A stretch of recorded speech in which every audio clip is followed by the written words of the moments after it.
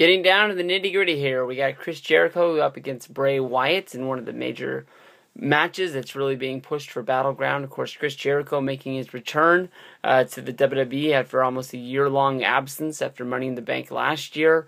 Coming back, he came down, did a surprise return on The Miz. Everybody was hyping up on which former WWE champion was going to return that night, and Jericho, was a real big surprise once he was able to get the upper hand on The Miz, leaving The Miz laying. He was attacked by Bray Wyatt. And it was the big question is, why would Bray Wyatt come down and attack Chris Jericho? It's a match that doesn't really seem like would be on a lot of people's dream lists of matches that they would like to see happen. Many people are going to remember Chris Jericho versus Bray Wyatt from NXT, a match that didn't really hit on with a lot of people out there. And I don't know. Bray Wyatt, to me, honestly, has lost a lot of appeal. Bray Wyatt came in with a whole bunch of questions last year around SummerSlam time. We saw him defeating people on Monday Night Raw. We saw him beat Kane. And everything worked up to him, interrupting John Cena at the Royal Rumble in an Elimination Chamber before we finally got Bray Wyatt versus John Cena at WrestleMania. And I knew that was a make-or-break match for the guy. And I know that, John Cena got the win, and John Cena, was able to win their, little war of matches. But I think a lot of people are looking at Bray Wyatt like he's going to be something big in the future, and that he's going to go on.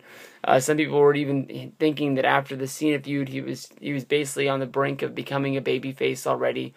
They would turn him in that spot, and then they would move on and push Bray on the babyface side.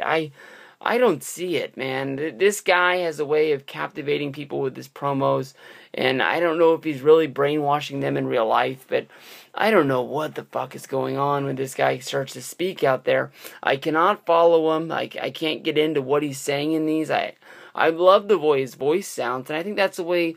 I think that's why a lot of people out there really like him. The only thing that I've got the answers of why he's attacking Chris Jericho is that he feels that the Y2J Save Us thing from the back in 2000 is a lot like his message from today, and he's trying to attack Chris Jericho to make sure that he can't spread his message, that it won't overshadow what the Wyatts are doing out there. The only thing the Wyatts are doing these days is losing matches.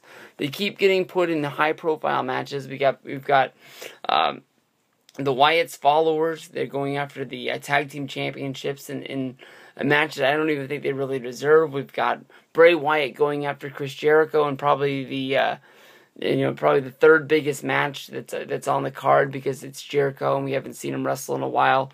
Besides for the match that we've seen him have against The Miz on TV, and he had another one. I think it was Jericho versus Orton on SmackDown on Friday. But to me, I just don't see the appeal of this match. That's why I'm not going to waste a whole bunch of time talking about it.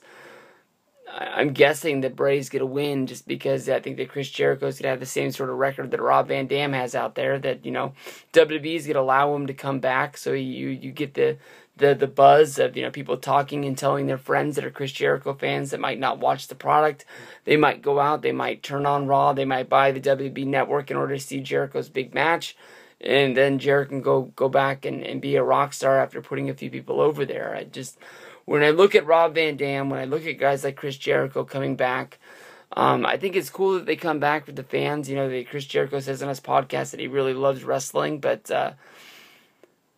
I just don't see what the point is. I know you want to be in the biggest company there is, and that's WWE, and that's why you want to come here. Rob Van Dam has definitely said that TNA didn't really know how to use him once he was there. So I think that Jericho doesn't want to go there. He might be a big name, he might be a big fish in a small pond, but what is he really going to be able to do to help that company out? But then again, if he comes to WWE, I've been trying to sugarcoat the way I'm going to say this. Is it just all about the money? I mean, that's why I go to work. That's why you go to work. But I mean,